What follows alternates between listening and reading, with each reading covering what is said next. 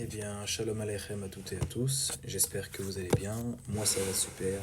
Bienvenue dans cette nouvelle vidéo qui est la quatrième partie de notre vidéo descriptive Qu'est-ce que la Bible?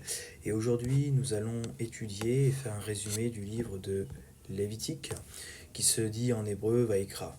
Donc, ce livre contient un certain nombre de préceptes donnés par Dieu à son peuple. Ce livre définit le rôle des prêtres, des Lévites ou des descendants de Lévi chargé du culte, détermine le rituel des sacrifices, donne quelques mesures d'hygiène, les lois alimentaires, les fêtes de Dieu, et différencie ce qui est pur et impur. Il parle aussi de l'éducation des enfants et du système de justice. Parmi les fêtes de Dieu, on y trouve dans un premier temps le Shabbat, ensuite arrivent les fêtes du printemps telles que Pessah, la Pâque. Pessah veut dire passer au-dessus. Cette fête était en réalité une préparation à une autre fête qui suivra juste après, qui durera 7 jours, que l'on appelle la fête des pains sans levain. Pessah commémore la libération et la délivrance du peuple hébreu en Égypte, qui a été esclave pendant 430 ans. Dieu a donc envoyé Moïse pour libérer son peuple de Pharaon. Dieu nous a ordonné de pratiquer cette fête de Pessah pour nous rappeler de sa puissance et de son amour. Une fois Moïse envoyé, Moïse demande à plusieurs reprises à Pharaon de libérer son peuple, mais ce dernier refuse, car son cœur était endurci. Dieu, dans sa justice, envoie 10 plaies sur l'Égypte, et pour la dernière plaie, Dieu convoque Moïse et lui dit, afin qu'il transmette ce message au peuple, de prendre un agneau mâle sans défaut, d'en prendre soin, et par la suite de le sacrifier, et avec son sang, mettre son sang sur la porte d'entrée ou sur les linteaux des portes, afin que l'ange de la mort, ou dans certaines versions Dieu lui-même, ne vienne pas retirer l'âme des premiers-nés. Si le sang de l'agneau n'était pas présent sur la porte, alors la mort était inévitable. Quel est le lien avec Yeshua? Yeshua n'est pas né un 25 décembre. Il serait né entre avril et mai, et ce qui correspond dans le calendrier biblique et pas grégorien qu'on utilise habituellement, à la naissance de nouveaux agneaux qui allaient être sacrifiés pour Pessah. Et Yeshua, qui est-il? Eh bien, mis à part que ce soit le Tout-Puissant incarné en homme, comment on le décrit dans les évangiles? Dans Jean chapitre 1 verset 29, on explique qu'il est écrit, le lendemain, il vit Yeshua venant à lui et il dit, voici l'agneau de Dieu qui ôte le péché du monde. Vous l'aurez compris, Yeshua est l'agneau de Pessah. Yeshua va même dire à ses talmidim, à ses disciples en hébreu, de préparer Pessah, qui veut aussi dire la Pâque. Et j'insiste qu'il n'y ait pas de S à la fin de Pâques, car Pâques avec un S est dédié à une idole ou à un dieu grec, donc c'est une fête païenne. On utilise le terme Pessah lorsque Yeshua va préparer le repas de Pessah avec ses disciples, car lui et ses disciples sont tous juifs. Il va effectuer la Sainte Seine, ça sera son dernier repas avant d'être livré, car effectivement c'est à ce moment-là que Yeshua allait mourir à la croix pour nos péchés. Il allait être l'agneau qui prend sur lui notre péché afin que son sang qui coule à la croix nous protège de la mort physique grâce à la résurrection en mettant notre foi en lui, ainsi que spirituelle car on ne va pas en enfer. On est sous sa protection et on est protégé de toute forme de sorcellerie. Et par la suite, par son sang, il nous libère de l'esclavage spirituel qui est le péché. Arrive par la suite la troisième fête, la fête des prémices. La fête des prémices est une fête de récolte où les Israélites, différents du mot israélien, comme j'avais pu le dire dans la première vidéo, apportaient les premières récoltes de plantes telles que le blé à Dieu. Et on peut retrouver cette fête dans Lévitique chapitre 23, versets 9 à 14. Quel est le lien avec Yeshua? Yeshua il va ressusciter à la fin du Shabbat, un samedi soir, 3 jours et 3 nuits après sa mort. Il est les prémices, c'est-à-dire qu'il est le premier de la création, selon 1 Corinthiens chapitre 15 verset 20, et il est le premier, c'est-à-dire à vaincre la mort, à être ressuscité, comme il est écrit dans Jean chapitre 11 verset 25, Matthieu chapitre 28 verset 5 à 6, et Jean chapitre 20 verset 27 à 29. La fête des prémices tombe au printemps, là où tout renaît et refleurit, après l'hiver qui représente la mort. Les couleurs et les odeurs sont de retour, la vie est de retour, la mort est derrière nous. Le printemps représente la résurrection, car tout repousse. Encore une fois, pourquoi je ne mets pas de Pâques avec un S? Car Pâques avec un S, comme je l'ai dit, c'était une fête dédiée à une idole, au dieu de la fertilité. Et donc le diable est un copieur. Et donc le monde chrétien aujourd'hui, il souhaite joyeuse Pâques. Or, on devrait plutôt dire joyeuse fête des prémices, qui représente la résurrection de Yeshua. Quatrième fête, c'est Shavuot, la Pentecôte. Notamment le vocabulaire, le mot Shavuot en hébreu veut dire semaine avec un S, et en grec cela veut dire 50e jour avec le terme Pentecôte.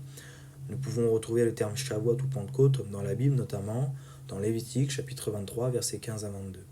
Cette fête correspond dans un premier temps lorsque Dieu a donné les 10 commandements ou les 10 paroles à Moïse sur le mont Sinaï en Arabie Saoudite actuelle. Et c'est Dieu lui-même qui a donné les 10 commandements de manière orale et que Moïse a retranscrit ou réécrit sur 2 tables de pierre.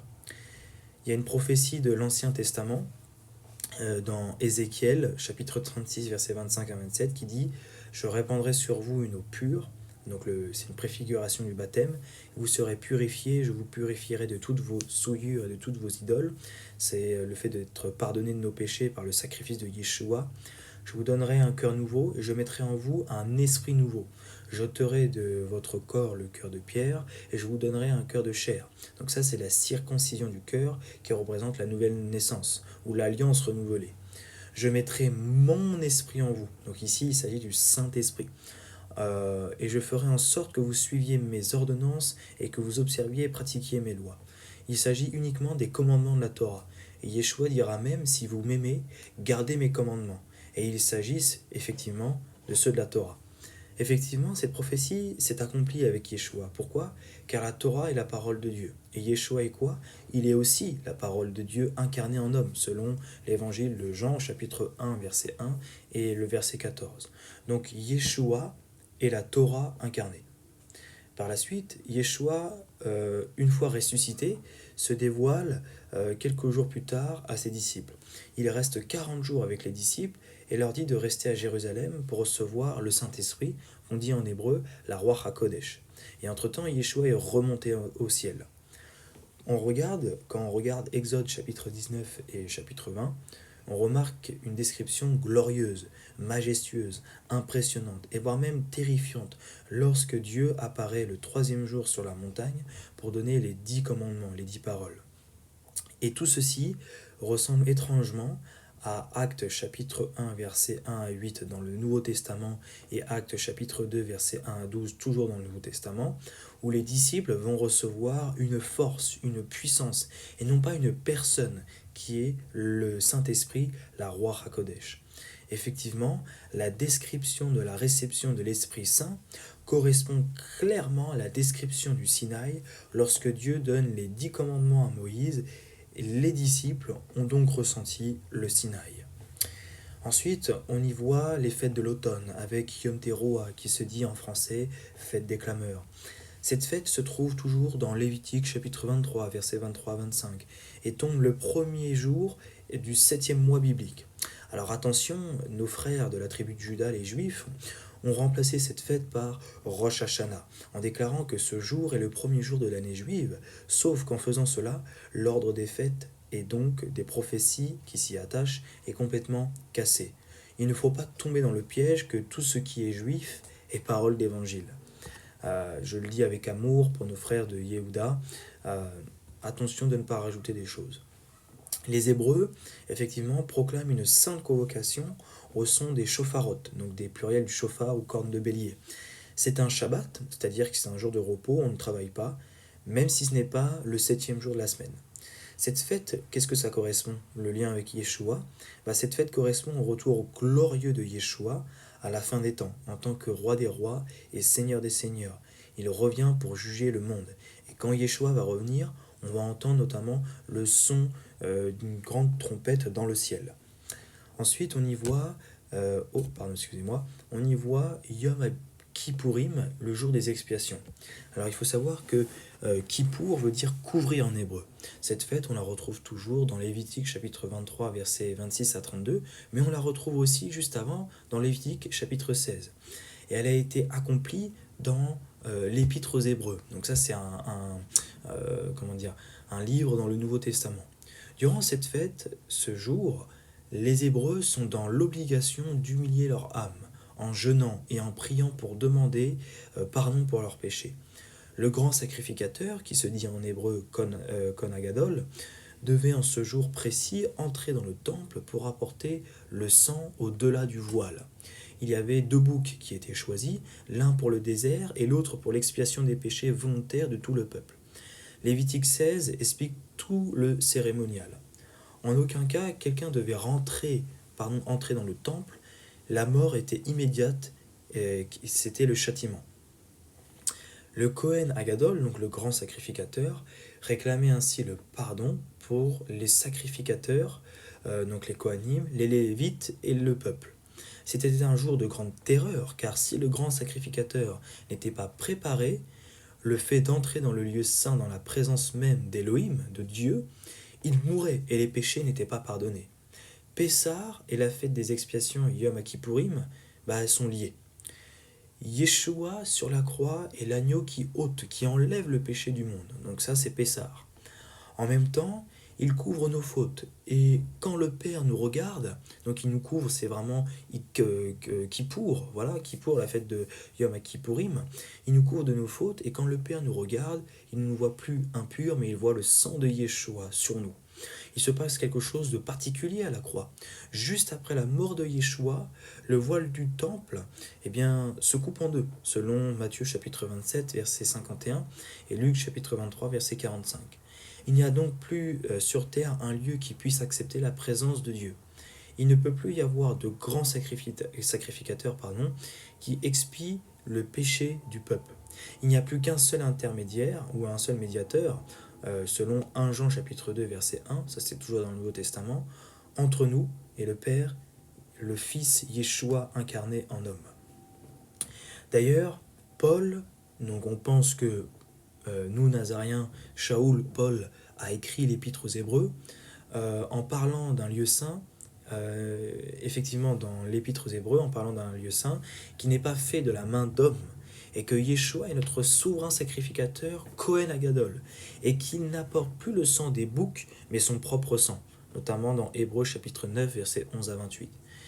Il faut alors essayer de comprendre Paul, Shaoul, sans connaître les écrits pré-évangiles est dangereux spirituellement. Enfin, Yom Kippourim est clairement le premier jugement, avec la première résurrection. Ceux qui ne seront pas prêts à ce moment-là, comme les vierges sages de Matthieu 25, ne participeront pas à la première résurrection.